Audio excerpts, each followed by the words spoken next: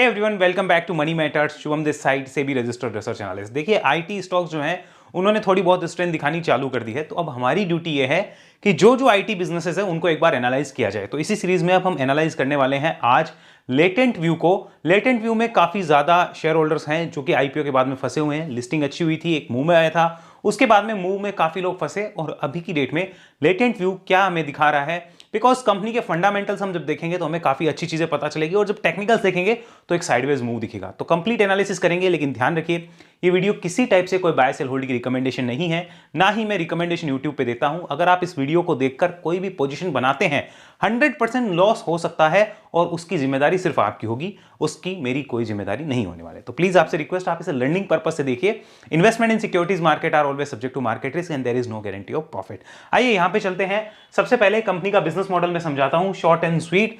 Company एक IT business करती है तो आपको पता ही है, लेकिन करती क्या है? डाटा एनालिटिक्स एंड सर्विसेज जो होती है वो देती है, यानी डाटा को कलेक्ट करना, डाटा को प्रोसेस करना और उसका एनालिसिस करके कोई भी कंपनी जो कि इसकी क्लाइंट है उसको बताना।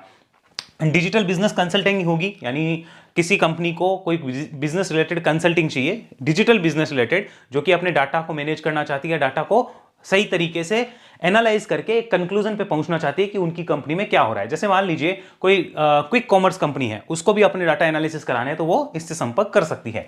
बिग डाटा एंड एआई और मशीन लर्निंग सॉल्यूशंस भी कंपनी देती है और इनके मैनेजमेंट की अभी कमेंट्री भी थी कि उनका फोकस एआई के ऊपर होने वाला है। ये इनके मैनेजमेंट की कमेंट्री थी कि हम जेन एआई के ऊपर और आगे भी फोकस करने वाले हैं। सो ये भी हमें ध्यान रखना होगा। बिजनेस इंटेलिजेंस रिपोर्टिंग जो होती है वो भी ये कंपनी कर देगी। आपकी कंपनी के बिजनेस को समझकर वो सारा काम करेगी। मतलब इसका जो बिजनेस है B2B ज्यादा है, आपका B2C कोई रिलेशन नहीं है, ध्यान रखना। और डाटा इंजीनियरिंग करती है। अब यहां पे फीस कमाती कैसे? देखो, कंसल्टिंग फीस हो सकती है, प्रोजेक्ट बेस्ड फीस हो सकती है कि एक डाटा एनालिटिक्स का मैंने बोला कि इतने पीरियड तक का मुझे डाटा चाहिए, एक प्रोजेक्ट है तो उसकी फीस ले सकती है। और लॉन्ग टर्म कॉन्ट्रैक्ट हो सकते हैं कि 1 साल तक का, 5 साल तक का मैंने कॉन्ट्रैक्ट किया कि मुझे अपनी कंपनी के डाटा ऐसे एनालाइज करवाने हैं, तो ये उसका सारा का सारा काम करेगी और मुझे बताएगी कि देखो ये चीजें अच्छी जा रही है, ये चीजें बुरी जा रही है। अब इसमें सबसे बड़ी प्रॉब्लम क्या है, यहां समझो। यूएस जो है ना, वहां से इसकी 90% रेवेन्यू आती है, लगभग 90% रेवेन्यू यूएस से आना, और उसके बाद में भी ट्रेड डील होना नहीं होना वो कंफ्यूजन चल रही है। ऑल दो ये कंपनी थोड़ा बहुत मूवमेंट दिखा रही है तो उसको समझना भी जरूरी होगा हमारे लिए। तो एक आईटी बिजनेस जिसकी 90% डिपेंडेंसी यूएस के ऊपर है, वो कंपनी अब क्या करिए, आइए उसको समझते हैं। तो यहां हमने बेसिक बिजनेस मॉडल समझा है, अब बेसिक लेवल फंडामेंटल्स भी देखेंगे। सबसे पहले यहां आ जाइए, ये देखिए अभी रिसेंट में मेरे रडार पे क्यों आया है, लुक एट दिस। ये वॉल्यूम आपको दिख रहा होगा और ये कैंडल देखिए।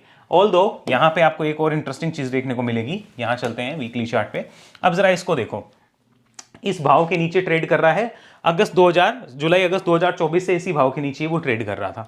अब ऊपर आने की कोशिश कर रहा है। और इसके अलावा अगर आप देखोगे तो यहां पर जब लिस्टिंग वाला टाइम आया था 2021, तो अभी 4 साल हो गए हैं। तो उस टाइम पे तो कोई अगर आपको बोलता कि लिस्टिंग पे अपना प्रॉफिट खाना चाहिए, लॉन्ग टर्म खाली फ्री की क्वांटिटी रखो, फ्रेश इन्वेस्टिंग नहीं होगी, तो आपको बुरा लग सकता है। जैसे आज का ये आईपीओ में आपको बहुत बुरा लगेगा कि आप पैसे लगाने नहीं दे रहे हो, जबकि सच्चाई ये है कि आप अगर इन्वेस्टिंग करते हो तो पहले कंपनी का आईपीओ के बाद समझो तो सही कि रिजल्ट कैसे आ रहे हैं। एक आध कंपनी इसमें मिस हो सकती है, लाइक डीमार्ट वगैरह, बाकी आप हजारों कंपनियों से बच जाओगे जो कि फेक तरीके से काम करती है और उनकी हाई लिस्टिंग होती है हाइप में। तो ये एक हाइप में लिस्टिंग हुई, बुल मार्केट में अच्छी खासी लिस्टिंग होती है, उसके बाद में जो बिजनेस को मार पड़ती है तो लोगों के 4-4 साल तक जब कंसोलिडेशन होते हैं तो पता चलता है कि एक्चुअल पेन क्या है। और फिर वो उसकी फ्रस्ट्रेशन कहाँ निकालेंगे? इंटरनेट पे कहीं ना कहीं सोशल मीडिया पे निकालेंगे, हो सकता है हमारे कमेंट सेक्शन में निकाल दे, कोई बड़ी बात नहीं है। तो ये हमें क्लियर हो गया। अब एक बार इसका बेसिक बिजनेस मॉडल फंडामेंटल देखते हैं, वो हमें क्या बोलता है। 480 के आसपास का प्राइस चल रहा है, आज लगभग 17-18 रुपए गिरा हुआ है अभी की डेट में। यहां पे इसकी मार्केट कैप देखना इंपॉर्टेंट है, तो लगभग 10,000 करोड़ की मार्केट कैप कंपनी की है। हालांकि लिस्टिंग हुई थी उस टाइम पे इसकी 18,000 करोड़ समथिंग गई थी, जहां तक मुझे याद है। और प्रमोटर होल्डिंग अभी लगभग 65% के आसपास है, ठीक है। पी रेशियो 54 का है। रिटर्न ऑन इक्विटी और कैपिटल एम्प्लॉयड को देखते हुए पी रेशियो ज्यादा लगता है। दैट मींस ऑलरेडी एक प्रीमियम वैल्यूएशन मिला हुआ है, यानी यहां से छोटी सी गड़बड़ भी अगर कंपनी में हुई, पनिशमेंट बड़ी मिलेगी। जैसे सेमीकंडक्टर स्टॉक्स, आप जब तक ग्रो कर रहे हो अच्छी बात है, जैसे ही आपकी गड़बड़ी दिखी ना, आपको पनिशमेंट बहुत बुरी मिलेगी, जो अभी मिल रही है। अभी कई जगह मिल रही है ना, तो मिलेगी। अब वो क्या जिंदगी भर मिलती रहेगी? ऐसा नहीं है, मार्केट उसका भी बेस बनाएगा, सॉल्यूशन होगा, बुल्स आएंगे, सब कुछ होगा, but that will take time, consolidation चलता रहता है। फिर सो ऑलरेडी आप प्रीमियम एंजॉय कर रहे हो, तो यहां पर बहुत सावधानी से काम किया जाता है, ऐसे नहीं किया जाता, स्मार्ट बुल्स ही काम करते हैं। अब आते हैं यहां पे 52 वीक हाई तो 520 का है जो अभी बना है 2 दिन पहले। पीबी रेशियो 6 का है जो कि दिखाता है कि आप ऑलरेडी प्रीमियम वैल्यूएशन पे हो, ये ध्यान रखना होगा। फाइनेंशियल्स पे आओ, अच्छी चीज देख लो। सबसे बढ़िया चीज जो मुझे अभी तक इस कंपनी के फाइनेंशियल्स में लगी है वो यहां नोट करो। There has never been a drop in the revenue. एक भी जगह रेवेन्यू में ड्रॉप नहीं है। इसको बार फॉर्मेट में भी और देखेंगे। यहां देखो मार्जिन 22% के मार्जिन बुरे से बुरे समय मेंटेन हो रहे हैं, जबकि अच्छे समय में 30% के मार्जिन भी मेंटेन हुए थे। अब आ जाओ इबिटा, ठीक है, हाईएस्ट एवर इबिटा कंपनी ने अभी भी एक तरीके से आप कह सकते हो पोस्ट किया, लगभग उतना ही पोस्ट किया जो 76 crore, 75 crore, 74 crore, almost highest ever EBITDA आप अभी भी पोस्ट कर रहे हो। अच्छी बात है, बहुत बढ़िया। अब आओ नेट प्रॉफिट, तो लास्ट ईयर में आपका 41 करोड़ था, इस साल 46 करोड़ हुआ है। क्वार्टर ऑन क्वार्टर वो कम जरूर है, ईयर ऑन ईयर बड़ा है। सबसे बढ़िया चीज जो पॉजिटिव है वो ये है। अब क्या कंपनी ने कोई बहुत भारी ग्रोथ दिखा दी क्या? नहीं दिखाई। पिछले देखो इतने क्वार्टर से तो कुछ नहीं दिख रहा। यहां पे समझो, इसको अच्छे से समझना, चीजें क्लियर हो जाएगी। यहां पे आते हैं, इसको देखो, ये रिवेन्यू का ग्राफ है, कंपनी की बेस्ट एवर रिवेन्यू आई है, कोई दिक्कत नहीं है। यहां पे आ जाओ नेट प्रॉफिट पे, सबसे इंपॉर्टेंट चीज यही है। सो नेट प्रॉफिट को देखा जाए तो सबसे बढ़िया नेट प्रॉफिट यहां था आपका दिसंबर 2022 में, कितना था? 53 करोड़ का। वो आज तक आपका आया नहीं है। उससे पहले देखें तो लगभग 50 करोड़ का प्रॉफिट 2021 दिसंबर में आपने पोस्ट किया था। यानी दिसंबर के क्वार्टर में रिजल्ट 2 बार इन्होंने अच्छे पोस्ट करे हैं। अब आओ जरा यहां पर दिसंबर 2023 में रिजल्ट फिर से अच्छा। अब आओ जरा दिसंबर 24 में रिजल्ट पिछले 2 क्वार्टर को देखते हुए अच्छा था। पिछले क्वार्टर से बढ़िया आता है हर बार दिसंबर में रिजल्ट। सो क्या मार्केट की उम्मीद यह है कि इस बार भी दिसंबर का रिजल्ट पिछले क्वार्टर से बढ़िया आ सकता है? सोचो, बताओ जरा। बाकी चार्ट पे चलेंगे, इतना क्लियर है। यहाँ पे चलते हैं वापस, एक और इंटरेस्टिंग चीज दिखा देता हूं। इसको एनुअल कन्वर्ट करता हूं। यस, यहाँ देखो, तो ये देखो 2021 से कंपनी की रेवेन्यू तो अच्छी ग्रो करी है, कोई दिक्कत नहीं है। आप 1000 करोड़ की ट्रेलिंग 12 मंथ में रेवेन्यू क्रॉस कर चुके हैं, लेकिन 34% और 30% वाले मार्जिन जो है वो अभी 21-22% पे है, वो जो मेजर हिट हो रहा है। अब कंपनी की पॉजिटिव चीज क्या है वो सुनो। बुरे से बुरे दौर में भी अच्छे मार्जिन लगभग मेंटेन किए। दिस इज गुड मार्जिन, खराब आप इसे नहीं कह सकते। अब मार्केट किस बात को पॉजिटिव ले सकता है? अगर ये कंपनी दिसंबर के रिजल्ट्स अच्छे देगी तो उसी के अकॉर्डिंग प्राइस एक्शन होके ऊपर की जर्नी स्टार्ट हो सकती है एज पर द टेक्निकल, वो हमें देखना पड़ेगा। But there is no buy sell recommendation again binding. Okay, तो ये हमें नोट करना होगा कि मार्केट उसको पॉजिटिव ले सकता है कि शायद दिसंबर के रिजल्ट और अच्छे आए। बुरे समय में, अच्छे समय में 30% के मार्जिन थे, बुरे में 22 है। और ट्रेड डील का अब देखो हो ना हो, 50% से ऊपर तो आप कितना ही टैरिफ लगा दो, कुछ मिलना खरना है नहीं उसका। और इसका कितना इंपैक्ट इस पे आएगा किसका नहीं, वो भी हम एनालाइज नहीं कर रहे कि छोड़ो उसको भी बात नहीं करते। इतना समझ लो कि यूएस वाले इंडिया के साथ अभी काम करने से बच रहे होंगे। लेकिन फिर भी आपका अगर बिजनेस ठीक चल रहा है तो मैनेजमेंट को एक तो शाबाशी देनी पड़ती है। हम मैनेजमेंट को सुनाते भी हैं 4 बातें, तो यहाँ पे शाबाशी भी देनी चाहिए लेटेंट व्यू के मैनेजमेंट को कि आपने बुरे से बुरे समय में अच्छा मैनेज किया है। हाँ, अब कोई बोले शेयर नहीं चला, तो वो भैया वैल्यूएशन के ऊपर होता है, वो सेटअप्स के ऊपर होता है। वो आप हाइक में ले रहे हो तो अलग बात है। आज भी आप बहुत सारे आईपीओज हाइक में ले रहे हो, बहुत ज्यादा, और आपको नहीं समझ आएगा, कोई कितना ही समझा दो, बिकॉज कई चीजें ठोकर खाने से ही समझ आती है, ऐसे नहीं आती है, वो सच्चाई है ना। अब यहां पे आओ, ये देखो जून में और सितंबर में कोई चेंज नहीं हुआ, लेकिन मार्च से जून के बीच में थोड़ी सी प्रमोटर होल्डिंग बिकी है। एफआईआईज ने भी थोड़ा सा उस टाइम बेचा, अभी इन्होंने वापस लिया है एफआईआईज ने। डीआईआईज को देखा जाए तो उन्होंने मार्च में बेचा था और अभी जो है वापस लिया है। तो डीआईआईज और एफआईआईज दोनों ने स्टेक बढ़ाया है, अभी पब्लिक ने थोड़ा सा घटाया है, अदर्स में भी थोड़ा घटा है। लगभग 2.25 लाख शेयर होल्डर अभी भी इस कंपनी में बने हुए हैं, यानी पब्लिक का इंटरेस्ट अच्छा खासा है इस कंपनी में। अब आते हैं जरा टेक्निकल पैटर्न्स पे, उसको देखते हैं वो क्या बोलता है। ओवरऑल बिजनेस अच्छा है, फंडामेंटल साउंड है, अच्छे हैं। वैल्यूएशन पहले से ही हम ये कह सकते हैं कि थोड़ा सा प्रीमियम मिला हुआ है, तो कोई भी गड़बड़ होना और कुटाई का सीधा सीधा न्योता होगा, तो गड़बड़ नहीं कर सकता, नॉट अलाउड। ओके, यहां आ जाओ, सबसे पहले मंथली चार्ट पे चलेंगे। This is the monthly data, यहां देख लीजिए। सो अगर मैं ध्यान से देखूं, सो एक भी मंथली क्लोज जो मैंने लाइन लगाई है ना, इसके ऊपर नहीं है, इसको आप लगभग 520-25 का रेंज कह सकते हैं, 525, इसके ऊपर एक भी मंथली क्लोज नहीं आई है, आप ऐसा कह सकते हैं। Okay, for the monthly chart, हम मंथली चार्ट की बात कर रहे हैं, मंथली क्लोज। ओके, और मंथली क्लोज का मतलब हमेशा ग्रीन क्लोज होता है, रेड नहीं होता है, तो वो एक भी इसके ऊपर नहीं आई है। कब से नहीं आई है? सिंस 2022 जनवरी, हम कह सकते हैं ना, यहाँ पे जनवरी था, यस, जनवरी के अंदर वो भी क्लोज यहाँ नीचे ही आई थी, उसके ऊपर भी ट्रेड नहीं कर पाया उसके बाद में। तो कितना, 4 साल का पीरियड हो गया। पता चला क्या? देखते ही देखते 4 साल हो गए इस कंपनी को लिस्ट हुए, पता चला क्या? ये बताओ, नहीं चला ना। यही होता है, अगर आप टाइमली, लोगों को प्रॉब्लम ये होती है एसएल हिट क्यों हो गया, एसएल पे क्यों निकलना पड़े, कोई दिक्कत नहीं है, मत निकलो। मैं तो साफ कहता हूं, जिसको एसएल से दिक्कत होना कि मुझे स्टॉप लॉस में नहीं निकलना, वो पेशेंस रखे और 50% करेक्शन की कैपेसिटी रखे मेंटली और फाइनेंशियली, और 5 साल का पेशेंस रखे कम से कम।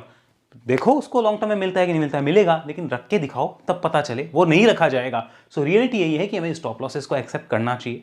कोई भी हो सकते हैं वो आपके सेटअप के according, that depends on you. जैसे मेरे केस में मुझे 10-15% से ऊपर का एसएल कंफर्टेबल नहीं है। अगर मैंने कोई भी प्रॉफिट बुक नहीं किया है तो मेरी फ्रेश बाय है, उनमें 10-15% से ऊपर का एसएल कभी नहीं लेना चाहूंगा।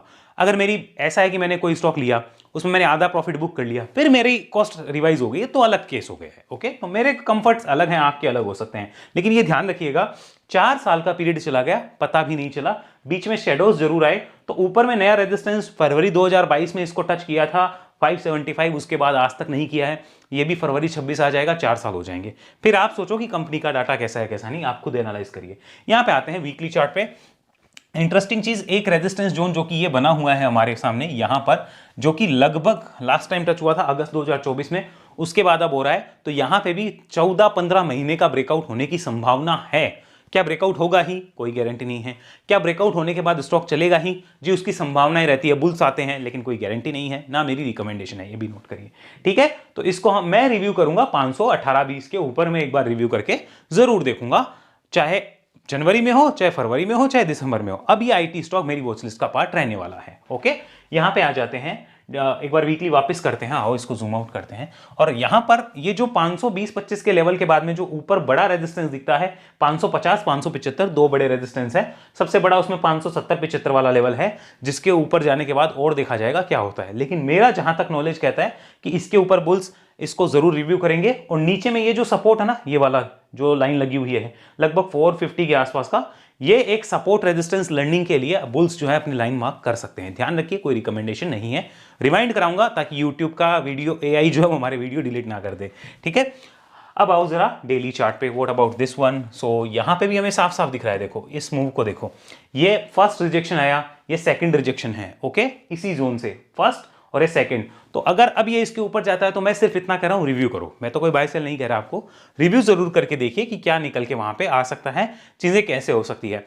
ऑलरेडी कंपनी करेक्शन कर चुकी है, मैंने बीच में यहां पे भी इसको लिया था, उसके बाद में ऊपर थोड़ा बहुत मूव मिला था, फिर मैंने एक बार यहां पे भी इसमें ट्रेड किया हुआ है, मैं अपना बता रहा हूं आपको पर्सनली। और फिर मैंने अब जो है इसको इसके ऊपर वापस से रिव्यू करूंगा। क्या मैं ट्रेड करूंगा मुझे नहीं पता, क्या मैं इन्वेस्ट करूंगा मुझे नहीं पता, रिव्यू जरूर करूंगा, ये कंफर्म है। तो आप भी रिव्यू करिएगा। तो इस जोन को मार्क कर लीजिए और इस जोन के ऊपर रिव्यू करके अपनी लर्निंग के लिए इसे सीखिए। ऊपर में ये ध्यान रखना कि फरवरी 2026 तक ये कोशिश कर सकता है शायद कि ये फरवरी 2022 के पास वाले प्राइस को टच करने की कोशिश करें, क्योंकि 4 साल के हिसाब से जो जिस हिसाब से चल रहा है वी शुड चेक। लेकिन उसके लिए इसको इस लेवल के ऊपर ही आना पड़ेगा, सो उसके ऊपर ही रिव्यू किया जाएगा और देखेंगे क्या निकल के आता है। अब एक बार यहां पे मैं और लगाता हूं। So if you look at the moving average line, so long term moving average line के ऊपर आ चुका है, सस्टेन कर रहा है बहुत बढ़िया से। एक ट्रेंड बना, नीचे आया, फर्दर ट्रेंड एक्सटेंड होगा। जैसे ट्रेन ने क्या किया, एक स्टेशन पे गई थी, वहां पे रुकी हुई है ट्रेन, अब उस स्टेशन को काटना है तो यहां से काटेगी, तभी नए स्टेशन ऊपर के स्टेशन की तरफ जा पाएगी, वरना नहीं जा पाएगी। So long term moving average के पास है, ये लॉन्ग टर्म मूविंग एवरेज से काफी दूर हुआ था, तो उसकी दूरी को कम करने के लिए अब टाइम वाइज कंसोलिडेशन चल रहा है। वॉल्यूम अच्छे खासे आए हैं, ऑल्दो हमें कोई मतलब नहीं है, आए चाहे ना आए वो अलग बात है, हम प्राइस एक्शन को ज्यादा फॉलो कर रहे हैं। वॉल्यूम दिखे तो भी अच्छा, ना दिखे तो भी अच्छा, खाली वॉल्यूम को देख के हम डिसीजन नहीं ले सकते, ये हमें ध्यान रखना है। सो इतना क्लियर हो गया होगा कि this chart should be in your watch list. कोई बाय सेल रिकमेंडेशन नहीं, मैं फिर से कहूंगा, लेकिन रिव्यू जरूर करना है इस प्राइस पॉइंट के ऊपर। आईटी कंपनीज अब धीरे धीरे मोमेंटम में आ सकती है, तो हम रिव्यू करेंगे आने वाले 2-3 महीने। अगर कुछ भी होता है, keep in your watch list and review about the breakout level. And remember, अगर आप ऐसी एनालिसिस सीखना चाहते हैं तो हमारे वेब एनालिसिस में आ सकते हैं, जो एक 1-to-1 ट्रेनिंग प्रोग्राम है जिसकी कॉस्ट 44,000 है। अगर आप आना चाहें इस नंबर पर संपर्क करिए व्हाट्सअप करके।